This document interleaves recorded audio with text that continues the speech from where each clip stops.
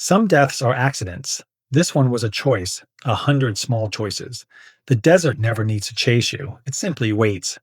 It lets you believe that another mile will reveal a road, that the next canyon will lead somewhere familiar, that the heat you have survived for the last hour can be survived for one more. Out here, distance lies, maps lie, confidence lies. The sun strips away certainty 1 degree at a time until every decision becomes harder than the last. By the time it matters, the wilderness is not trying to kill you. It only has to let you keep making reasonable choices that quietly become irreversible. In places where rescue is measured in days instead of minutes, survival often depends on the decision made before anything has gone wrong. These are the warnings they ignored. This is preventable. A family vacation turns toward the unknown. Egbert Rimkus was 34 years old. He traveled with Cornelia Meyer, 28, her son Georg Weber, 10, and her younger son Max Meyer, just 4. They were German tourists nearing the end of a summer trip through the American West, the kind of trip built around postcards and photographs, not survival math. It was July of 1996, and the trip had, until now, unfolded the way vacations are supposed to. National parks, wide highways, a rented Plymouth Voyager minivan, the kind of vehicle built for interstate comfort and shopping mall parking lots, not for wilderness. It had carried them across state lines without incident, air-conditioned and unremarkable. It had no business carrying them where it was about to go, and nothing about its dashboard or its tires would have told them that. For Egbert Rimkus, Cornelia Meyer, Georg Weber, and Max Meyer, their family vacation would be their last. Nothing in their itinerary suggested danger. On July 22nd, the family stopped at the Furnace Creek Visitor Center inside Death Valley National Park. They bought a guidebook. They asked, by all appearances, the questions careful tourists ask: where to look, what to see, how long the roads might take. There was no indication of recklessness in that stop. No rangers worn and brushed aside, no posted sign ignored on the way out the door. What there was, instead, was a gap. The space between what a guidebook can tell a traveler and what the desert actually requires of them. A guidebook describes scenery. It lists mileage and elevation and the best hour for photographs. It does not describe the physics of heat or the unreliability of a road that has not been graded since the mines closed 60 years earlier. That gap is where families like this one begin to disappear, long before anyone realizes they are in danger at all. The danger does not announce itself at the visitor center. It waits down the road, patient, unmarked. By July 23rd, that gap had already begun to close around them. At some point that day, the family left the paved, tourist-maintained roads of Death Valley behind. They turned onto a network of little-used mining roads, remnants of a 19th and early 20th century industry that had long since abandoned this ground to silence and heat. Investigators would later conclude the family was attempting to reach a place called Butte Valley, a remote pocket of backcountry accessible only through miles of unmarked, ungraded track, the kind of destination that rewards experience and punishes improvisation in equal measure. Exactly which map or reference guided that decision is still not confirmed. What is confirmed is this: from the moment their tires left pavement, the family was no longer traveling through a national park in any meaningful sense. They were traveling through a wilderness that does not distinguish between a rented minivan and a mule train, between a tourist with a guidebook and a prospector who has walked this ground for 20 years. The land does not update itself for modern vehicles or modern expectations. It has simply been waiting, unchanged, for the next person to misjudge it, exactly as it has waited for every person before them who mistook a line on paper for a promise. The family hadn't entered hostile terrain by accident.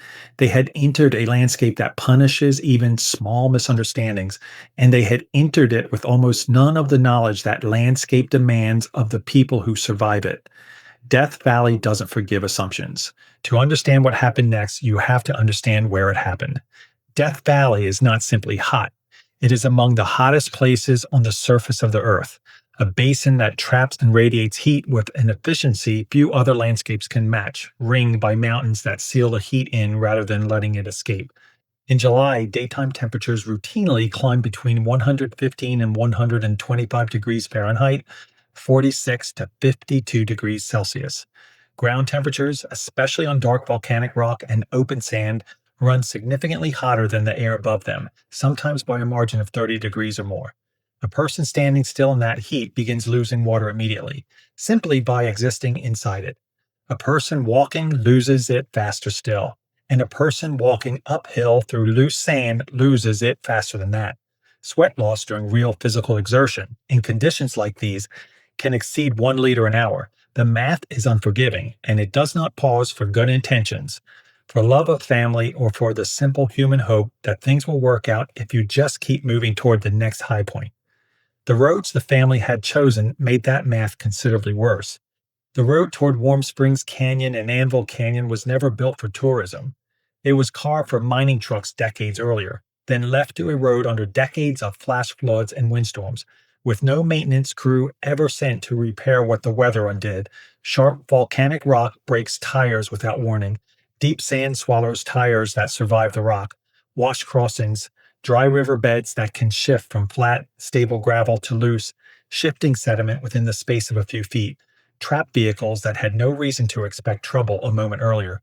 Traffic on these roads was and remains almost non-existent. Days can pass without another vehicle appearing at all, and a stranded traveler cannot count on a passerby the way they might on a state highway.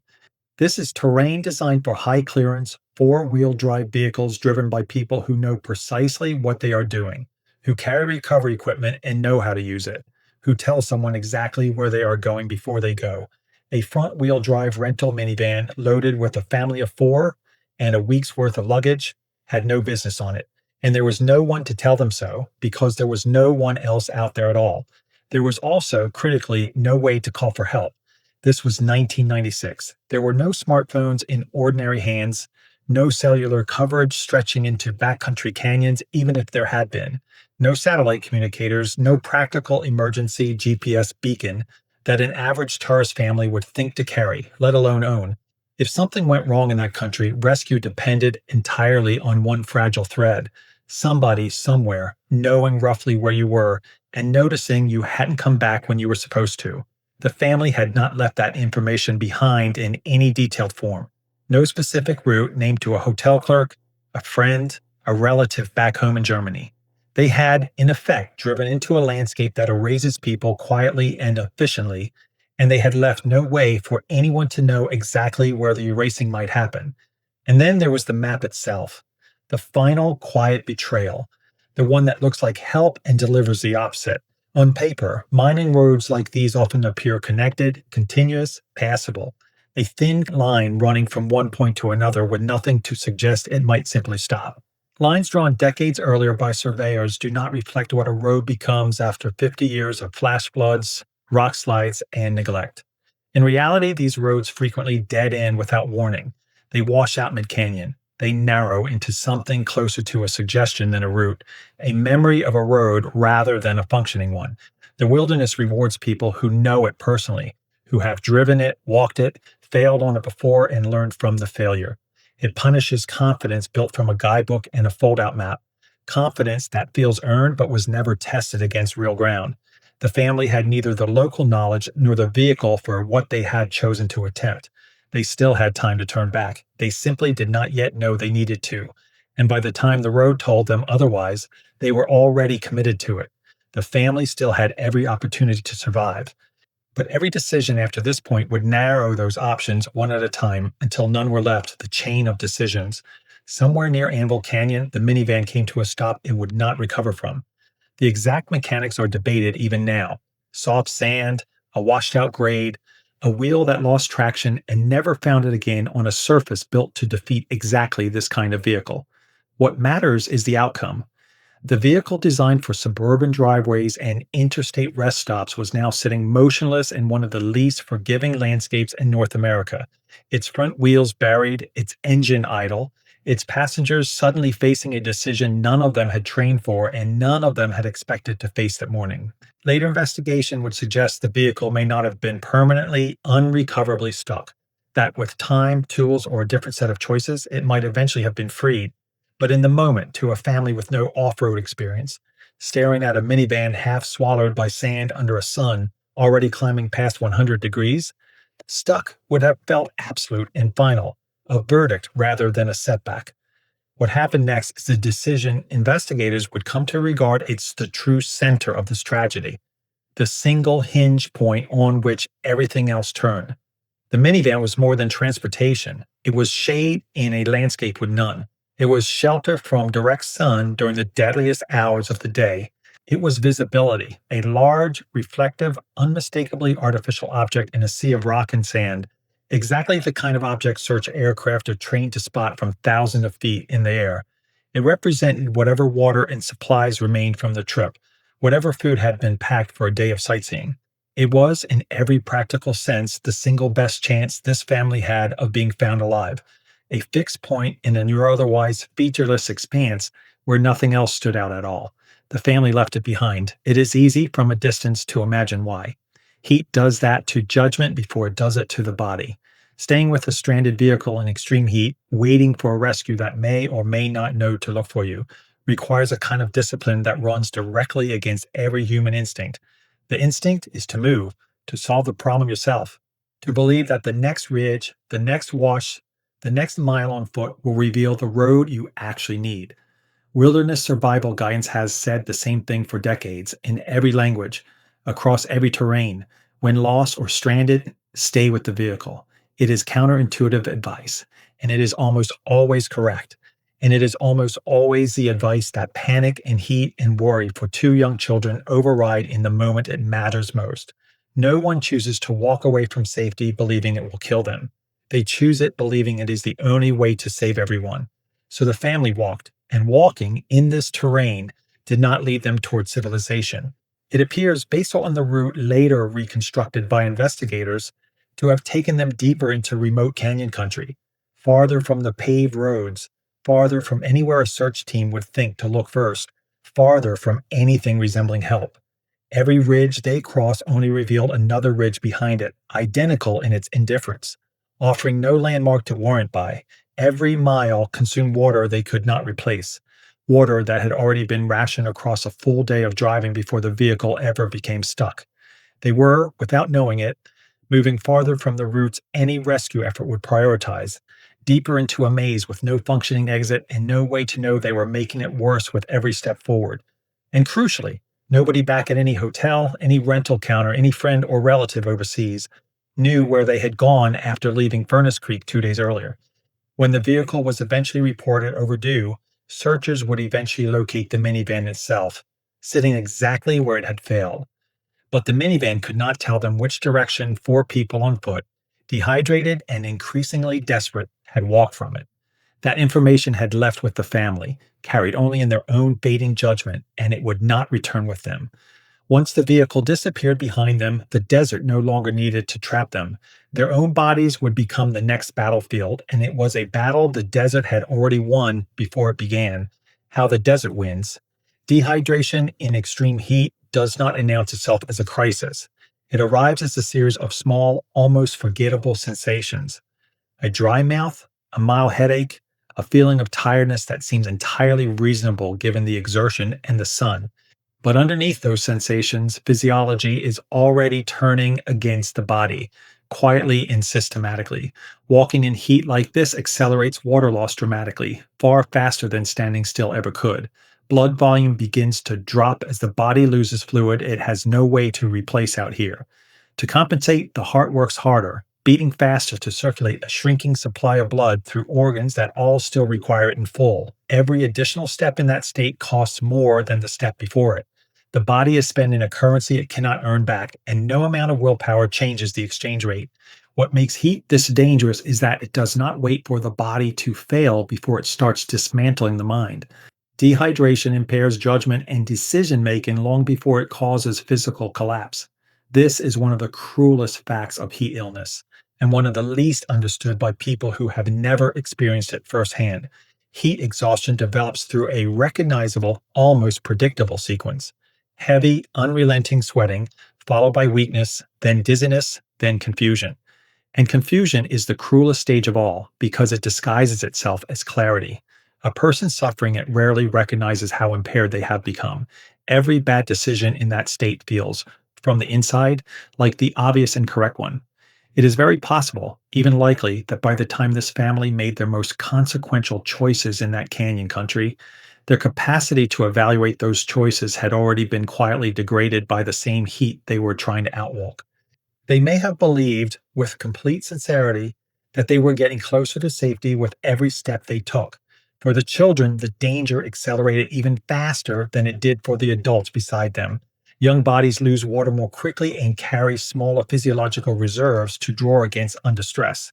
Heat illness in children can progress from manageable to critical far more rapidly than in adults experiencing the very same conditions, the same sun, the same distance across the same unforgiving ground. 10-year-old Georg and 4-year-old Max were walking through one of the hottest environments on the planet with less biological margin than either of the adults beside them, and that margin would not have lasted long once the walking began in earnest, regardless of how carefully water might have been shared among them. Eventually, for all four of them, exhaustion gave way to something the body cannot walk back from. As sweating fails to keep pace with fluid loss, the body's cooling system begins to break down entirely, the way any machine fails when it is denied the resource it needs most to function. Core temperature, no longer regulated, begins climbing without limit. This is heat stroke, the point at which organs deprived of stable temperature and adequate blood flow begin to fail one by one. Confusion deepens into delirium.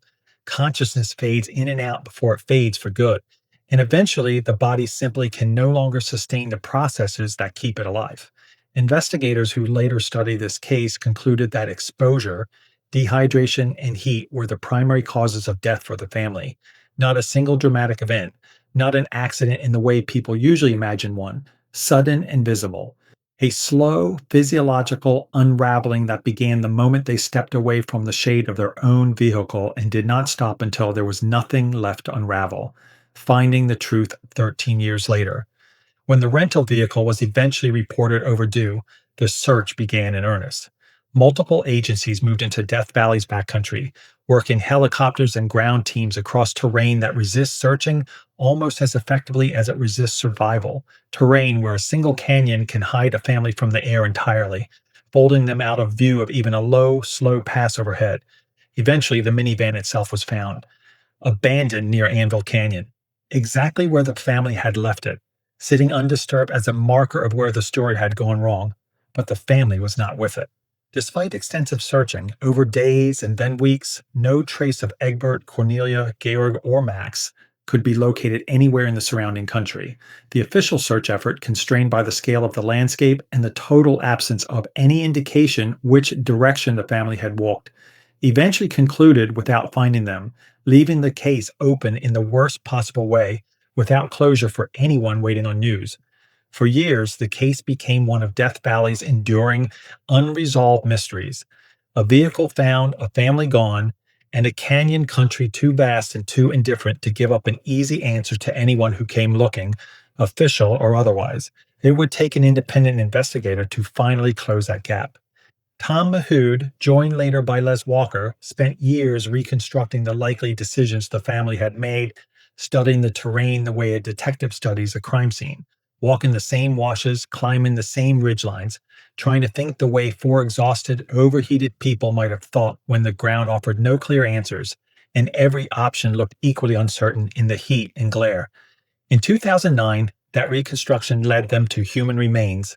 DNA testing later confirmed the identity of Egbert Rimkus, closing 13 years of uncertainty for at least one member of the family. Evidence found nearby strongly suggested the rest of the family had followed the same fatal route away from the vehicle, walking together toward the same end, though the identification details for Cornelia, Georg, and Max remain, in public reporting, less definitively documented than Egbert's own. What the investigation ultimately revealed was not a single catastrophic mistake, but a route, a real, traceable path the family had taken as they continued searching for a way out rather than remaining where they could be found. The minivan they left behind had been visible to search aircraft the entire time it sat there, reflective, motionless, findable. The people who walked away from it never were, no matter how many passes were flown overhead in the days that followed. Death Valley eventually gave investigators the answers. It could never give the family another chance to choose differently. You can trace this story backward, one decision at a time, until the outcome changes. Don't take a rental minivan onto abandoned mining roads. Don't assume every line on a map is a safe shortcut simply because it was drawn with confidence decades ago by someone who never had to walk it.